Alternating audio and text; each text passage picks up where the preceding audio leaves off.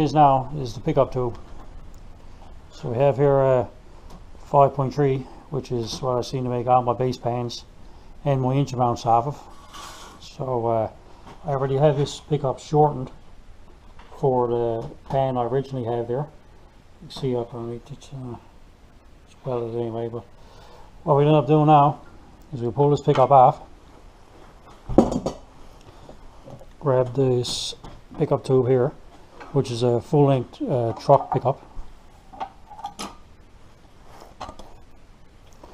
and we'll put it in place. So now what you do now is you take your base pan with the top of it or the bottom of it, and bring it over here, lay it on top of the engine with the gasket in place, and as you can see, yeah, the pickup is stuck up pretty good. So to cut it off, well, we're just going to cut it off, but you want about 3/8 of an inch below the straight edge.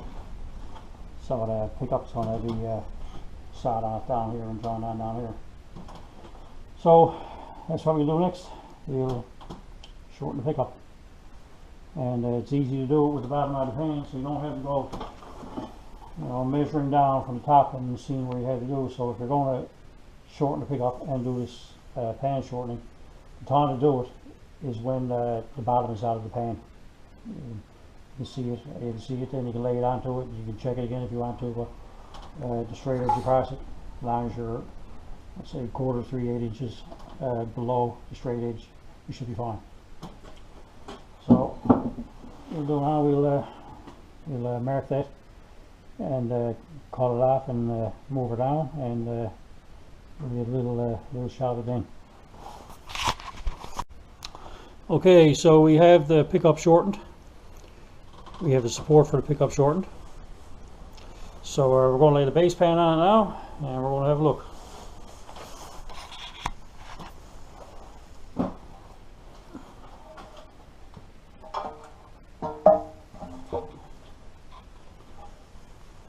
So the base pan is laid in place. Pickup the screen is cut off. So he'll go on like so.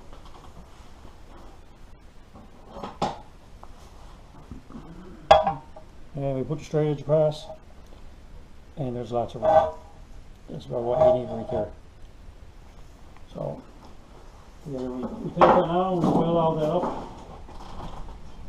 before we put this on the plate.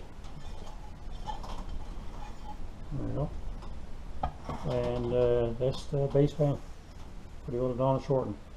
So we get another look at it again. I actually will weld it up, and I'll show you what it looks like when we're finished. Okay, so she's welded on, and support is welded on. We'll lay the base pad back on now and see what she is. But before we do that, show you now. So the one in the Holly book, or the spec, was around 6 inches almost.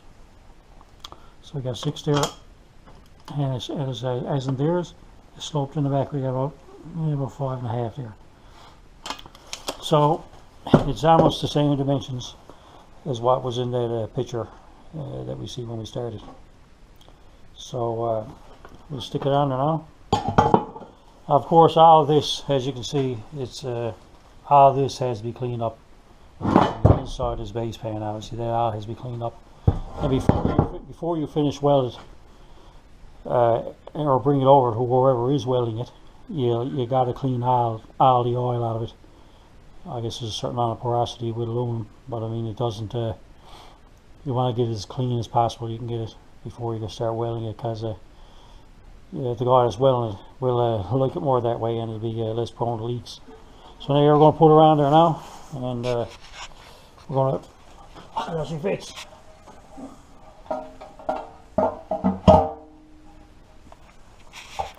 Just get up there. Okay, so take this again, straight edge, cross it. There's your oil clearance. Of course, there's probably a little more there than what it needs to be, because that isn't that is only laid on it there right now. So I'll tell you about the time where we need to be. And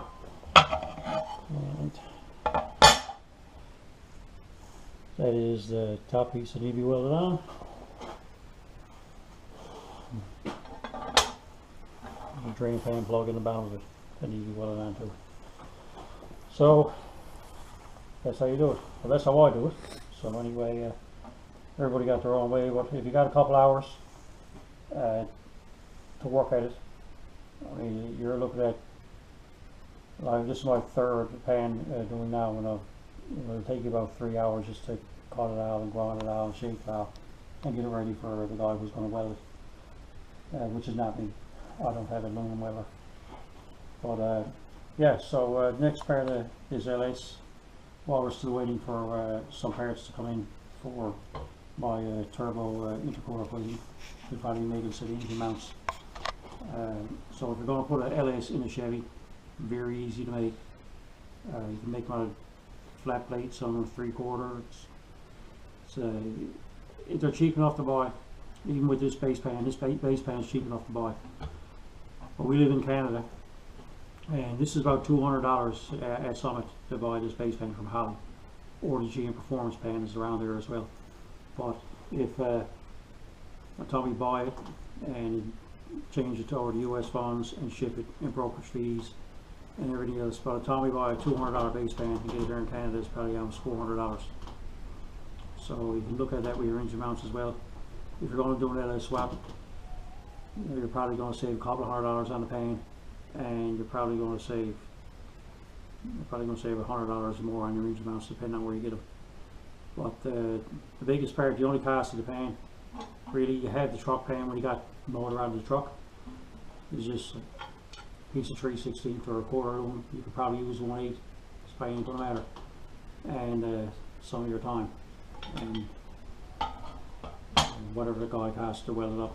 I don't know. I think I paid the guy $70 to $80 to weld it, and that was the other base pan that had all the turbo bongs and had the drain plug into it out as well. So it's maybe a little cheaper, or maybe about the same.